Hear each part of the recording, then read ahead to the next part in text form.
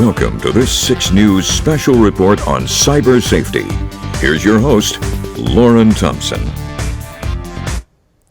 Good evening, everyone, and welcome to our 6 News special on cyber safety. In this next half an hour, we'll share stories with you to help keep you and your family safe online. We're looking at exactly how much of our lives are online and the threats it can pose to you and your family, to what you can do and what the authorities are doing to help keep everyone safe. We start tonight with a look at an exhibit at MSU that shows us just how pervasive the internet and social media can be in our lives. From smartphones to search engines to social media, the devices we use every day do help us connect. But are they also tools to keep an eye on us and the places that we go? Well, Luke Snyder shows us how we're tracked and traced.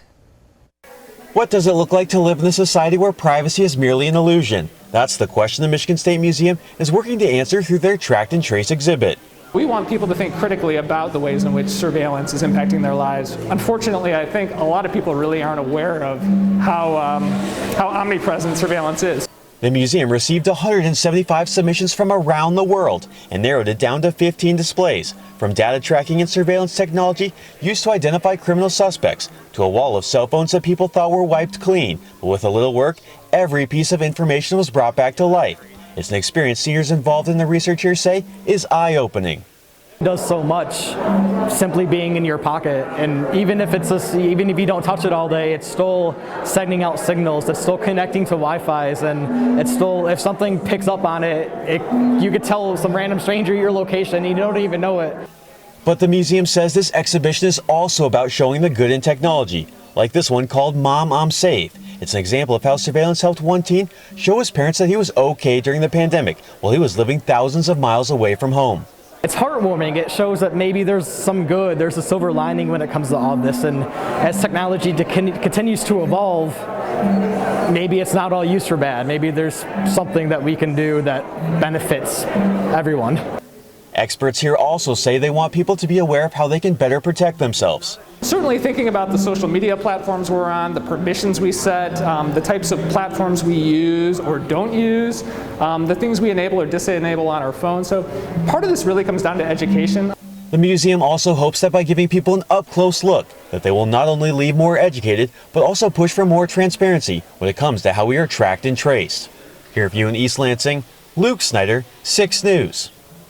Well, the main reason social media companies know so much about our lives is because we tell them. So many of us spend a lot of time on their sites telling them where we go, what we like, and who we love. The average person, in fact, spends hours a day on social media. 6 News reporter Yamari Sase sat down with an expert to learn more about how social media plays too big of a role in our lives.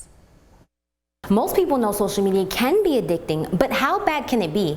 I checked my time online last week and I averaged more than 4 hours a day. So I decided to check in with MSU students to get their thoughts. Snapchat, I spend 4 hours and 38 minutes. And then TikTok, I spend 1 hour and 48 minutes. And that's only for today. So why are people on for so long? It's hilarious. That's why I stay on it. Every time you refresh Twitter, just new content just keeps on coming and coming, and it's an easy way to connect with online friends. And experts say companies are watching. And they can use that information in an algorithmic manner to show you what they think interests you.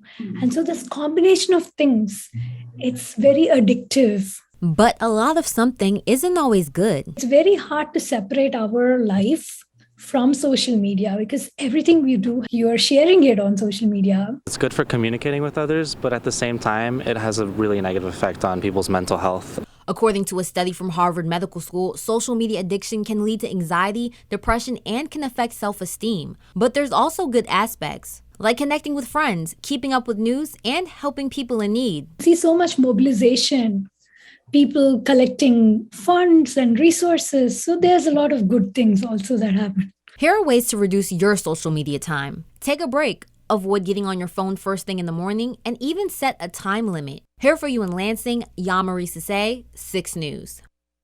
Well, there's still a lot more to come, and up next we're talking about cyber safety for your kids. We'll tell you about some hidden dangers, even in sites that you think are safe. The 6 News special on cyber safety. We'll be right back.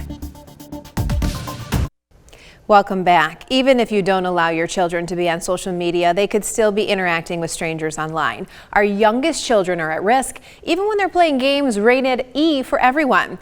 I recently spoke with an investigator in the Michigan State Police Internet Crimes Unit. She shows us how it happens. Minecraft and Fortnite, Roblox and Zoomerang, Discord and Kik Messenger. If even one of those sounds familiar, you'll want to listen up. Those are just a few of the top games and apps children as young as 6 are using. Even if you think your child is too young for social media, chances are they're already socializing online. I don't think parents realize what Roblox really is. It's a system of hundreds of games where kids create their own avatar and identity, building a virtual life and interacting with others along the way. Some of the members that are on Roblox chatting, they will try to get kids to meet them up somewhere. And so you got to be careful about that. Michigan State Police Trooper Sarah Corlett says these days similar dangers lurk in virtually every virtual game. Your kids can be sending out your address or how old they are, birthdays, and people can get that information pretty quickly. She says young kids assume they're playing with other children their own age, but that's often not the case. Many are predators, hoping to lure children out of cyberspace and into dangerous situations in the real world. You don't know who's behind these screens. And that's exactly what happened in a recent case that landed before state police.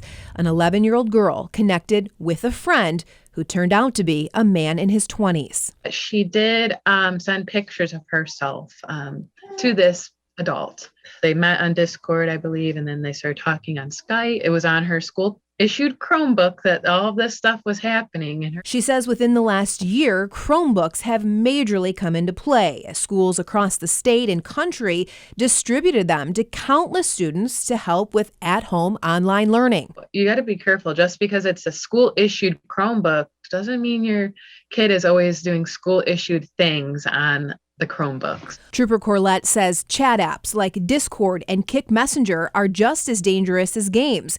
And while children love to create what they think are harmless videos on the popular app Zoomerang, she says they could be telling predators exactly where to find them. They can figure out where you had uploaded the last video. And even if you're doing your videos outside, they know where that stuff is at. So you got to be careful even with that, even if you don't have your location services on. So no matter how many safety measures you think you have in place, she says it's important to sit down and actually play with your child and to have real conversations with your kids before they ever pick up a device and log on. They have to learn, like, this could be dangerous. Well, when it comes to kids old enough for social media, if you're monitoring their Facebook and Instagram, that's not close to enough. Teens these days are masters of staying off the parental grid. Did you know there are secret sites that your kids could be using to communicate with people on the internet? Michael Thomas takes a look at the other apps you should look out for.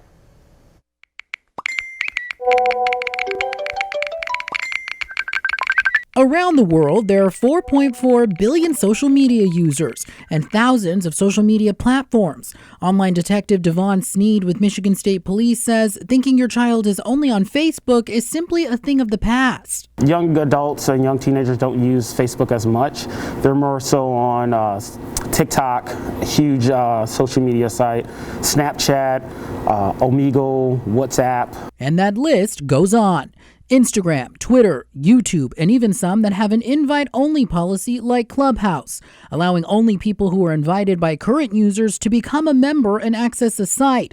Detective Sneed says keeping up with these apps and their latest capabilities is the newest part of parenting. You may think that this app is completely innocent, but if it has a chat, anyone can sign in and possibly make contact with your young adult or your teenager. And with today's technology, users can even hide their social media icons, making it look like a functional calculator app, but with the right calculation code, you can unlock the real app, which is why parents should always look in the settings app to find more. Go to permissions and you look at each app. Obviously, if you see a calculator app that has the permission for a camera or a microphone, that's kind of odd. And remember, many teens create fake accounts using different names, posting private things they normally wouldn't post to their public account, something Instagram users call a Finsta, which is short for fake Instagram. If you do find your kid or a teenager on social media, make sure they're not obviously posting things provocative, or they're not putting any personal information out there like a phone number, email, address. Officials say if your child isn't popping up on Facebook, always take a closer look. And remember, always know what the latest social media app is. Here for you in Lansing, Michael Thomas, 6 News. So now that you know some of the ways your kids could be at risk, up next we'll tell you what to do to protect them. Stay with us.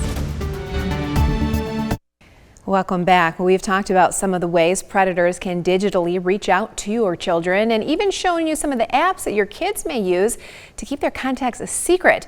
But there are many steps that parents can take to keep our kids safe. Tony Garcia shows us how. In this day and age of all the things that can happen on this phone, I think it's become a parent's obligation to check their child's phone and make sure you know what they're doing on their phone, because if you don't, the consequences can be devastating. Parents, kids, and navigating the balance of trusting your child with a phone versus protecting them from any of a number of dangers. It's a touchy subject, says Ingham County Sheriff Scott Rigglesworth, but it's a conversation he says every parent must have with their kids. It's sort of like going into a kid's room. You know, I know some parents say, well, it's my kid's room and I don't want to just go in there unannounced. Go into your kid's room unannounced. Rigglesworth says there's a laundry list of things that can go wrong. From cyberbullying and spam messages to stolen information and predators. He says you don't want to be telling yourself, I wish I'd done more. You owe it to your kids to know what they're doing on their phones, because I can't tell you how many kids' lives have been upset or even sometimes destroyed because of things that were happening on their phone that you know, the parents likely could have known about if they just checked it a little bit more frequently. But how does one even know where to look? The same place you look for everything else. I suggest that parents Google all the things that could be done on their phone. It's the best way to know kind of what are the hot topics, because there's probably things today that we don't even know about as parents that there's probably information on the internet to be checking for, because you don't know what you don't know. Rigglesworth says this isn't something that should be mandated from parents, but rather an open and honest relationship that can help build communication and understanding. Yeah, I think it's a great way to build trust between parents and kids, and you're trusting them carrying around a computer every single day. I would set the parameters. As for what those parameters are, that's different case by case, but there are good places to start. I'd let parents make that decision, but I'd say as long as you're living under my roof or as long as I'm paying the bill, I get to check what's in and on your phone. Have a curfew, a phone curfew, and then give it back to them in the morning. That would be one really good way for parents to at least minimize the risk, because a lot of this stuff happens at night after hours when everybody's in bed. Here for you in Lansing, Tony Garcia, 6 News. Well, if you track what sites your kids are on, take a look at their postings and read what they've put online, then you're definitely able to take action. But what do you do if your kids speak in code? Do you know that there's a secret emoji code? So to parents, a broccoli, a flower, or a peach may not mean much, but experts say to kids, those emojis can translate to weed, drugs, or sex. And with more than 3,000 emojis out there, even the authorities say it can be a tough code to crack. We do run across it quite frequently. During my day-to-day work, we do examine a lot of cell phones from adults and some juveniles. It's almost like trying to learn a new language. It's from drugs to money to a lot of different things. Well, if you'd like help to crack that code, we have a link to a guide from the Michigan Internet Crimes Against Children Task Force. That's on the cyber safety page at WLNS.com. So you've talked to your kids about the dangers of the internet. You may have even cracked the emoji code, but what are the real tangible steps that you can take to keep your loved ones safe? Jorma Duran is here for you now with ways you can cut out the creeps and questionable content. Kids love being online, and access has never been easier. In fact, a new federal study shows 95% of American children use the internet every day through a computer, tablet, or smartphone. But when unsupervised, the web can be a dangerous place, exposing our kids to inappropriate material and predators. We have a never-ending supply of work in Michigan, unfortunately. Sergeant Thomas Gladney works with the Computer Crimes Unit for the Michigan State Police. His mission is to respond to children being exploited online, and sadly, sees it all the time. They'll watch the media that the kids are consuming nowadays to be able to speak on their level and understand what they have going on in their lives. And in talking to these kids, they either present themselves as an adult sometimes or even as a child, and they're able to keep up in conversation and make the kids believe that they are their friend. Sergeant Gladney says the biggest problem, once a creeper earns that trust, is a kid unveiling way too much personal information, like where they go to school, their phone number, and even their address. Plus, many games like Roblox and Minecraft have in-game chat, where conversations quickly vanish and can't be checked by mom and dad. With stuff like that, it's live, so there's not going to be a record of that conversation anywhere. But parents, you have tools at your fingertips right now to shield your kids and give you some peace of mind. Parental controls found on all major online operating systems allow you to block access to certain websites. Plus, limit your child's exposure to inappropriate content like mature games or pornography. To keep tabs on your kid's phone, you can download certain apps to monitor text messages, emails, social networks, and other mobile functions. Most social media apps let you disable features that could pose risks for kids, like turning off chat, restricting conversations to friends only, and hiding your child's profile so that it won't show up in a search. And maybe the most important thing to do is have a heart-to-heart talk with your kids, because trusting them sounds great, but you must also verify. Had the conversations with your kids to make them aware of what's going on out in the world and try to teach them to be responsible with it. But kids make mistakes, so sometimes you have to step in and verify that they're not having those inappropriate conversations. Well, we've talked about what you can do to keep your kids safe, but after the break, we'll show you what police are doing to help keep us all safe online. Stay with us. The number of children being sexually exploited on the internet grows every year, but a dedicated group of men and women on the Michigan Internet Crimes Against Children Task Force, or ICAC, is fighting back. They investigate 24/7 to put the people who exploit children behind bars. Sherry Jones talks with a member of that unit. My first day in, my eyes were opened with the amount of these types of investigations, as well as the severity of these types of investigations. Michigan State Police Lieutenant Michael Teachout said he was stunned at the sheer number of predators who are online committing crimes with the intent to exploit children. He's one of 4 lieutenants who leads the 7 offices within MSP's Internet Crimes Against Children Task Force, all working together to catch these cyber criminals. The more that we get our message out there, the more awareness there is out there, more people will start to remember or start to think, this doesn't seem right. I should probably report this. In fact, more people are doing that. Cyber tips called into the National Center for Missing and Exploited Children with ties to Michigan are increasing by the thousands year after year. Some 4,600 in 2018. And in the first 10 months of this year, that number has nearly doubled, reaching 8,097. Tracking down those tips are 100 people who make up MSP's ICAC task force, including digital analysts and affiliated police agencies from around the state, working around the clock to track down online predators. They're so engaged because it's that child at the end of the tip that they're trying to save. Lieutenant Teachout says ICAC's in-depth investigations have led to an incredible 99% confession rate from criminals involved in exploiting children. And when you have children who are being victimized, it is not anything consensual. They're being victimized in that fashion.